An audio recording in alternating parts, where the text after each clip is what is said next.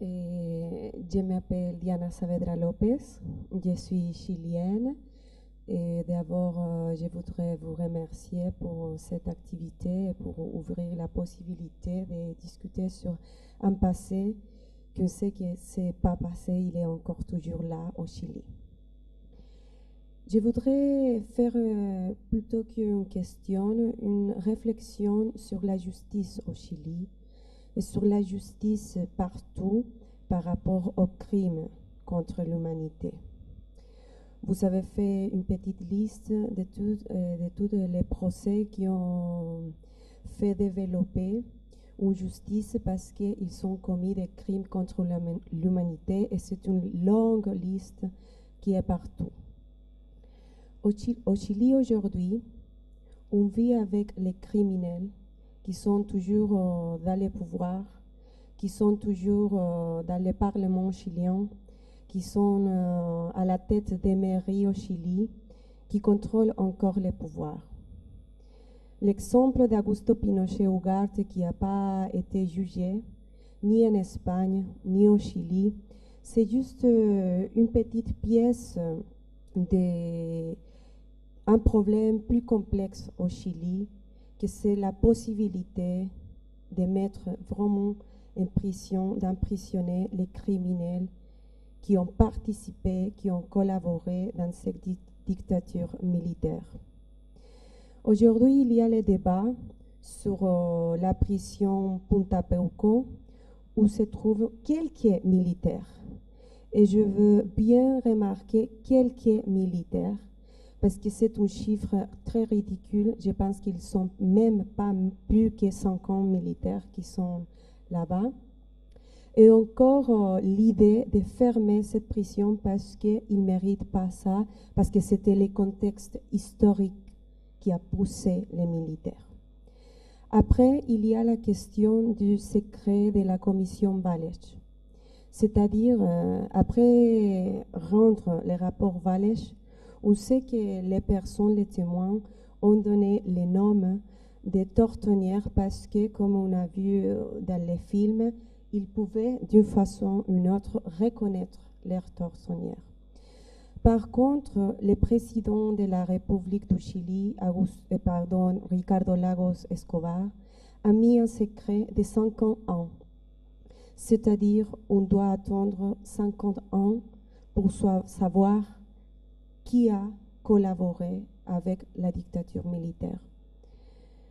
Donc, savoir qu'aujourd'hui au Chili, on partage encore la vie sociale avec des criminels, que dans le système scolaire, nous, les enseignants, on doit apprendre aux élèves que la démocratie, c'est un trésor, que la démocratie, c'est quelque chose de très important, mais qu'à côté, tu as le chef ou le directeur de l'école qui peut-être même pourrait être un tortionnaire. Ça me fait vraiment poser la question de la justice. On sait déjà que même que la Soldina avait 5000 personnes qui travaillaient dans tous les territoires nationaux et on sait qu'à Punta Peuco, il n'y a pas 5000 personnes. Donc la question que je me pose, de cette longue durée des crimes contre l'humanité, pourquoi au Chili, en Argentine, en France, en Allemagne, en Syrie, on n'arrive pas à trouver vraiment une justice et pas de discours sur la liberté et sur le respect à la vie. Je vous remercie de ce travail. Vraiment, je suis enseignante et je voudrais le partager avec mes collègues, mais surtout commencer à pousser les débats, surtout au Chili, sur la véritable justice qu'il faut, parce qu'encore on partage la vie sociale avec eux, mais plus encore grave, on a encore la constitution d'Augusto Pinochet Ugarte, donc même s'il est mort, on vit encore dans la dictature au Chili. Et j'espère que vous avez une association, messieurs, vous pouvez pousser ce débat avec vos amis, avec vos collègues, et vraiment arrêter les secrets de la commission Valech et empêcher la clôture de la prison Punta Peuco. Et bon, c'est ça. Merci beaucoup. Je suis globalement d'accord avec ce qui vient d'être dit. Je dis bien globalement. Il y a des détails que je ne dirai pas de la même façon. Imaginez qu'aujourd'hui on vit sous la dictature, c'est justement méconnaître ce qu'a été la dictature.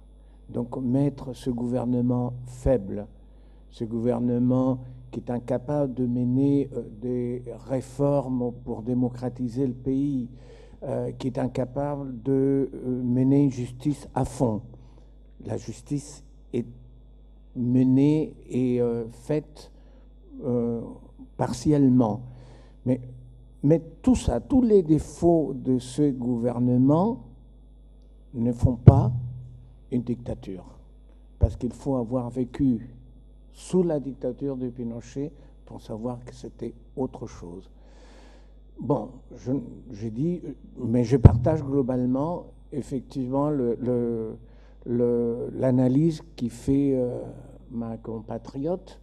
Et par ailleurs, quand elle dit avec votre association, oui, nous avons fait tout ce qu'on peut, tout ce qu'on peut. On commence à prendre de l'âge. On a des familles, on vit ici. On a fait énormément de choses. Je crois que le plus clair du temps de gens comme Miguel et Patricia, comme mon temps à moi et d'autres camarades, a été consacré pendant des longues années à ça. Mais on a des limites, on n'est pas très accompagné, et voilà, on fait ce qu'on peut, et puis je suis content que vous disiez que vous alliez faire voir, faire visionner ça à vos élèves, parce que ça c'est aussi une contribution à la justice. Merci. Est-ce qu'il y a d'autres questions? Oui, c'est pour revenir sur le film et la façon dont, en tout cas, moi j'ai pu le recevoir. Enfin, je suis arrivé avec un peu de retard. Il y a peut-être des choses qui ont pu être présentées dans les premières séquences, mais j'étais très troublé. Bon, c'est un procès d'assises. Je n'ai pas aperçu les jurés. Et puis très troublé aussi par le... Alors vous avez vu faire des choix, mais justement c'est une question que j'ai envie de vous poser. Comment avez-vous fait ces choix-là? Il y a un avocat qu'on connaît bien qui faisait un petit peu déjà des événements, mais qui a aussi parlé très, très peu. Donc vous avez fait des choix de saisir, de façon très lapidaire. Donc les 30 heures de rush que vous évoquez, c'est les 30 heures du procès finalement. Hein. Vous avez accès à l'intégralité, j'imagine. Ce ne sont pas des rushs. Pardon? C'est pas des rushs, d'accord. Oui. D'accord. Et vous avez accès aux 37h30, intégralement. Donc voilà. Mais comment vous avez... parce que l'impression, moi ça m'a donné l'impression d'assèchement, si vous voulez, ces quelques déclarations très brèves de l'avocat de la FIDH, le procureur général, l'avocat général, etc. etc. Chacun, vous avez saisi quelques phrases simplement. Voilà, ça m'a donné une impression assez un peu comme très formelle, où il n'y avait pas de véritable débat, où tout le monde était d'accord. On entend même dans la bouche du parquet des propos que je ne suis pas si sûr, enfin en tout cas beaucoup de parquetiers tiendraient par rapport à ce projet généreux du régime Allende. Enfin, bon, les opinions politiques sont très variées partout. Hein. Bon, en tout cas là c'est un procès quelque part, là où je trouvais ça un peu artificiel, c'est que l'ensemble de l'appareil judiciaire, donc parquet, magistrat du siège, avocat, etc., tout le monde était d'accord finalement. Ça serait notre société au lendemain de la Deuxième Guerre mondiale, je pense qu'il n'y aurait pas eu... Enfin, bon, ceux qui étaient dans les audiences étaient sans doute assez d'accord, mais 10 ans après, non, pas du tout. Voilà, donc je trouve, vous avez eu les tâches très difficiles, mais je trouve que ça ne rend pas nécessairement de façon très précise, en tout cas, un climat. Alors, c'est pas du tout un procès artificiel, hein. Non, c'est un procès en absence, par contre. C'est un procès où les accusés ne se sont pas rendus, hein, d'où le box vide. Donc c'est un procès où il n'y a donc pas les jurés populaires, les jurés citoyens, où il y a donc le président de la Cour et avec ses deux magistrates. Ils ont eu le choix, hein, ils auraient pu aussi envoyer un avocat pour la contradiction, hein, ça aurait été même bienvenu pour les procès, effectivement, ça manque qu'il y ait en face un contradicteur. Alors effectivement, la Cour lit les interviews, enfin les entretiens que les accusés ont donnés dans d'autres procès, mais c'est pour qu'il y ait un équilibre dans l'audience. Mais effectivement, il n'y a pas l'autre côté, hein, ce qui explique qu'on a ce sentiment qu'il y a une sorte d'unanimisme contre, mais en même temps, la partie adverse n'est pas là. C'est ce qui fait, donc ce n'est pas un procès artificiel, hein, c'est véritablement un procès dans lequel les accusés qui ont eu le choix ont préféré dire qu'ils ne reconnaissaient pas la justice étrangère et encore plus, comme il l'a dit, la justice française. Donc c'est totalement leur choix, hein. Donc après, ce n'est pas aux autres parties de jouer à la place de... Non, dans ce cas-là, ils ne sont pas là. Donc c'est un procès en absence, hein, tout simplement. Alors effectivement, après on a fait, nous, des choix. On avait fait le choix à travers ces 37 heures de rush, de rendre accessible. Alors c'est ce qui explique, alors ça peut être un peu frustrant, hein, c'est vrai que les plaidoiries des avocats étaient très longues et même très, très importantes, hein, elles sont disponibles aux archives, hein, dans leur intégralité. Nous, on voulait éviter aussi les redites, hein. Beaucoup les avocats ont été tous brillants, mais en même temps ils reformulaient des choses qui avaient été dites par d'autres témoins aussi. Donc on a préféré dynamiser peut-être, alors un peu frustrant pour certains, j'en conviens, mais voilà, il s'agissait pour nous dans l'idée plutôt de dynamiser un peu et de faire une présentation, hein, du procès, sachant qu'après, alors il y a toujours la démarche possible de se rendre aux archives et de voir là l'intégralité de toutes les plaidoiries, hein, qui ont eu lieu. Voilà. Christian, par rapport à la mise en scène, vous voulez peut-être ajouter quelque chose? C'est-à-dire qu'effectivement, enfin, ce que monsieur souligne, c'est qu'un procès où l'accusé n'est pas présent, c'est un procès qui est forcément tronqué. Et ça a été le cas pour Barbie, hein. Il n'est pas venu à son procès, il est venu au début, il est venu à la fin. Les parties civiles étaient... Enfin, si on considère la question du témoin et le travail de deuil que ces mères des enfants d'Isieux avaient fait, ou plus ou moins fait, entre 1944 et 1987, elles ont été parties civiles au procès, elles n'ont pas vu l'accusé, ça a été une peine terrible à la fin. Puisque de toute façon, la condamnation, il n'y avait pas beaucoup de doutes sur la condamnation, c'était quelqu'un qui était assez âgé, qui est mort finalement en prison très peu de temps après. Donc c'était pas ça qui était l'important, c'était de pouvoir le voir, que leurs yeux se croisent et que quelque chose se passe dans ce moment. Et donc elles n'ont pas eu cela. Du coup, nous, on s'est interrogé, je dis nous, parce qu'on était une petite équipe à avoir travaillé là-dessus au moment de la création du mémorial des enfants d'Isieux, donc en 1994, avec une dérogation pour accéder aux archives. Parce qu'il faut insister là-dessus quand même, sur les chercheurs peuvent avoir des dérogations, hein, donc si c'est pas un blocage... Quand il y a eu un blocage, en général, c'était plutôt un blocage politique, un blocage strictement administratif. La meilleure preuve, c'est ce film, justement. Oui. Oui, on a eu.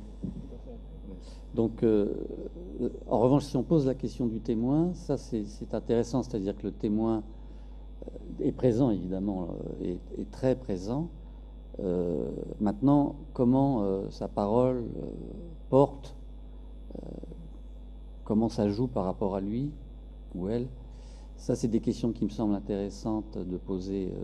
Sur les procès cambodgiens, le premier procès, il n'y avait pas de partie civile. Les associations telles que la vôtre, des ONG, ont travaillé dans tout le Cambodge pour aller au-devant des personnes qui avaient été torturées, ou pour les femmes souvent violées. Un travail très difficile d'approche parce qu'il faut les convaincre. Et pour le deuxième procès, il y avait plus de 2000 parties civiles. C'est très différent tout de même. Et ce travail d'approche du témoin, quoi qu'il en soit, il a été fait. Il a permis à certains, avant même l'échéance judiciaire, de se reconstruire, en tout cas de ne pas être dans l'ombre, si vous voulez, de quelque chose qui était blessant à rappeler. Donc je crois que toutes ces questions-là sont en jeu.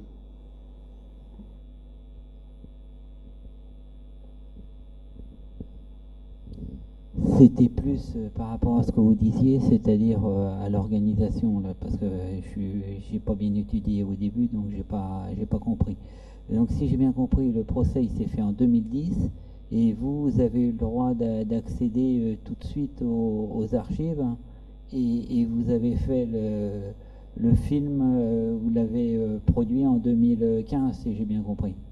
Vous avez mis 3-4 ans, non? Enfin, ou je sais pas si vous avez eu dès 2011 accès et vous avez mis 4 ans de recherche pour faire. Ou vous l'avez fait qu'en 2015, enfin, Alors, sur la pratique de effectivement, ce qui s'est passé. Donc, le procès donc, a bien eu lieu en décembre, 10 jours, en décembre 2010. Et donc, nous, on a fait très rapidement la demande au tribunal. Et on nous a finalement autorisé assez rapidement. Le tribunal nous a dit que si le procès était filmé, c'était aussi dans un objectif de diffusion. Si c'est nous qui, par l'intermédiaire d'un avocat, on a demandé de travailler sur les archives et de pouvoir les utiliser. Ah non, pas du tout. Non, ça c'est les avocats, les associations, les parties civiles qui ont demandé que le procès soit filmé. Ça, c'est pas nous, c'est pas notre demande. Ça c'est en amont, vu l'intérêt historique. Alors il y a un procès récemment, je crois que le procès Mera, les avocats des parties civiles ont demandé que le procès soit filmé.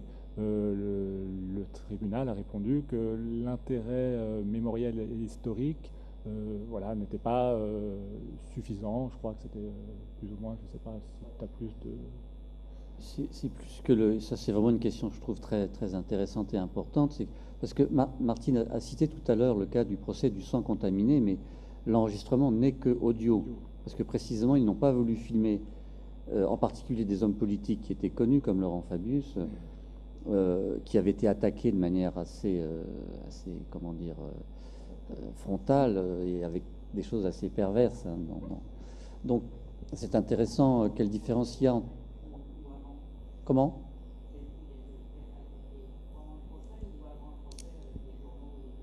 Pendant, avant, pendant, après. Oui. Donc, mais en tout cas, pour ce qui nous concerne, l'intérêt, c'est qu'est-ce que ça change d'avoir simplement le son et de ne pas avoir l'image, puisque je viens de dire que l'intérêt justement du filmage, c'est de voir le langage du corps et la manière dont les personnes... Donc, mais en tout cas, ça peut être une question. Quelle différence entre la lecture de la transcription, l'écoute du son du procès, ou bien la vision des images sonorisées. On a bien vu quand même que dans ce procès Mera, il y a eu une émotion extrêmement forte du point de vue des témoins. Les juges donc ont refusé le filmage. Ils n'ont pas voulu montrer certaines images qui avaient été prises sur la scène de crime, comme on dit, parce qu'ils les trouvaient trop difficiles. Ça dit quelque chose sur le fait que l'image interroge, si vous voulez, beaucoup le rapport à l'éthique. C'est-à-dire que c'est pas une fin en soi. C'est pas parce qu'une image existe qu'il faut absolument la montrer. C'est pas parce qu'un événement se produit qu'il faut absolument le filmer, au risque de le filmer de manière telle que ça heurte les personnes qui le sont. Donc les témoins rescapés du 13 novembre sont absolument furieux contre les médias, si vous les interrogez encore aujourd'hui à 2 ans de distance. Oui, parce que M6 a filmé la terrasse de la Belle Équipe au moment où les gens étaient en sang. Et si vous voulez, les rescapés ne comprennent pas qu'on puisse faire ce genre de choses. Donc c'est très difficile parce qu'on peut aussi considérer que c'est un document qui va entrer dans la documentation du juge d'instruction, en l'occurrence. Mais voilà, enfin, je pense que tout ce rapport à l'image est difficile. Et on a vu qu'il y a eu beaucoup de... Enfin, que l'avocat... Maître Dupond-Moretti a une personnalité extrêmement forte, etc. Les témoins sont toujours en position de faiblesse, il faut le savoir quand même. Donc, qu'est-ce qu'il en aurait été si la caméra était présente? C'est des questions, je pense. Moi, je suis favorable à ce que les procès soient filmés. Je le suis dans la mesure où, au procès Eichmann, encore une fois la référence, la contrainte qui avait été fixée à ceux qui filmaient, c'était que les juges viendraient faire une visite de la salle et ils ne devraient pas pouvoir voir où se trouvaient les caméras. Donc ça a été fait, les juges sont venus. Une fois que les caméras ont été installées, ils ne les ont pas trouvées, si vous voulez, ils ne les ont pas vues. Et ça, c'est un point important, parce que si vous ne voyez pas les caméras, vous oubliez très vite. Vous savez que c'est filmé, mais vous l'oubliez. Pas forcément l'avocat de la défense ou certains. Bon, parce qu'eux, ils le savent, ils vont faire attention. Le film de Raymond Depardon, 13e chambre, 13e ou 11e, je ne sais plus, est très significatif. On voit la juge qui, progressivement, sait que la caméra est là, enfin, joue un petit peu par rapport à cela, mais c'est mineur, c'est mineur. Voilà. Donc c'est vrai qu'à la fois, il faut dire, si les caméras sont présentes, il faut ne pas les voir et laisser la tranquillité du procès vraiment s'installer. En même temps, dire que c'est pas parce que le procès est filmé que les images vont être montrées. Et en même temps, nous, on a envie de les voir, évidemment, en tant qu'historien, le plus rapidement possible. Donc, tous ces paramètres qui rentrent en ligne de compte, enfin, historien ou cinéaste, qui font que les intérêts peuvent être contradictoires les uns par rapport aux autres.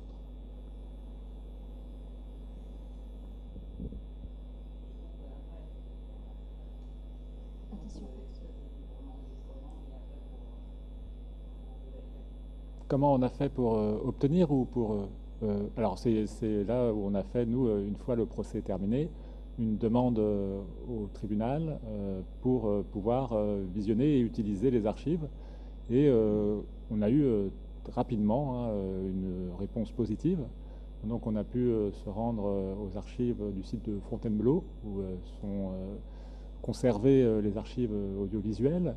Et on a eu donc une copie de ces archives dans lesquelles on a pu utiliser les images des archives avec, en inscrivant le logo des archives sur le document. Voilà, donc ça s'est fait assez rapidement. Alors après, je ne sais pas, moi, les critères qu'il y a pour l'obtention ou non. Je sais que pour, justement, comme tu expliquais, pour le procès Barbie, ça a mis beaucoup plus de temps. Alors, je crois qu'un des arguments, c'était parce que ça impactait, le procès impactait encore les consciences françaises, où il y avait encore des témoins alors que, voilà, là, certainement, la rapidité peut s'expliquer que la grande partie des événements est extraterritoriale, c'est passé au Chili, donc personne n'a dû mettre son veto pour que les images soient utilisées, je pense. Je ne sais pas quels sont les critères, pourquoi on a eu si rapidement, ça je ne sais pas trop. Dès 2011, voilà, 2010 le procès, dès 2011, fin 2011, on a pu, 2011-2012 plutôt, parce que 2011 on est parti au Chili. Après, voilà, alors on a mis du temps, on n'est pas non plus des professionnels, on a un autre travail à côté, donc on a mis 3 ans de montage, c'est assez long aussi, de construire, etc., de regarder, voilà, on a mis environ, et de trouver aussi un diffuseur, voilà, un diffuseur pour, voilà. Non, il n'est pas passé il est diffusé chez un diffuseur d'Oriane Film, donc on l'a édité, et donc du coup il se trouve dans beaucoup de médiathèques, voilà, il est empruntable, on va dire, mais non, il n'est pas... alors, non, il n'y a pas une télévision, alors on l'a proposé, mais les télévisions nous demandent qu'il y ait une actualité sur le Chili, voilà, il faut à chaque fois qu'il y ait une fenêtre spécifique qui s'ouvre, donc c'est extrêmement complexe. Voilà.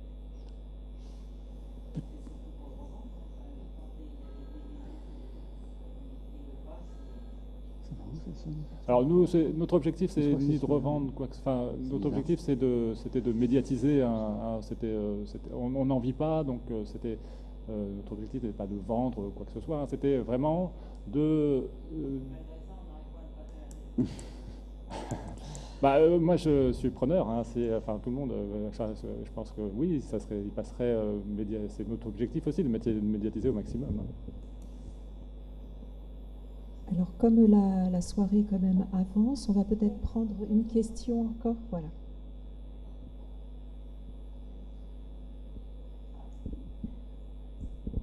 Oui, je voulais juste poser une question rapide.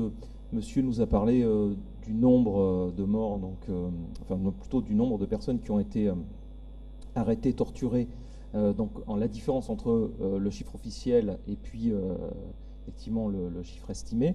Est-ce que vous pouviez nous donner la même chose pour le nombre de personnes disparues et donc décédées, et puis également peut-être nous dire un petit mot, savoir s'il y a des actions en cours au Chili, justement par rapport à toutes ces personnes disparues, et un peu le travail de la justice chilienne actuellement. Oui, le chiffre qui est donné dans le film sur les morts et disparus est globalement le chiffre qu'on donne et sur lequel on est d'accord. C'est les chiffres de la commission de Valle qui établit les gens torturés et arrêtés qui ne collent pas, pour les raisons que j'ai expliquées tout à l'heure, parce que beaucoup de gens, d'une part, sont déjà morts, 40 ans, enfin, ou 30 ans après, mais parce qu'il y a beaucoup de gens qui n'ont jamais su qu'il existait cette possibilité, puisque l'information est passée en catimini pour ne pas vexer, froisser les forces armées qui se sentaient visées par cette enquête. Quelle était l'autre question, pardon Ah oui, attends là. Oui. Il y a des actions. Il y a, je ne sais pas, Patricia, si tu sais combien. Il y a une prison au Chili qui est consacrée spécialement à ces criminels, qui s'appelle Punta Peuco. Et je ne sais pas combien mais il doit avoir... tu n'as pas un chiffre?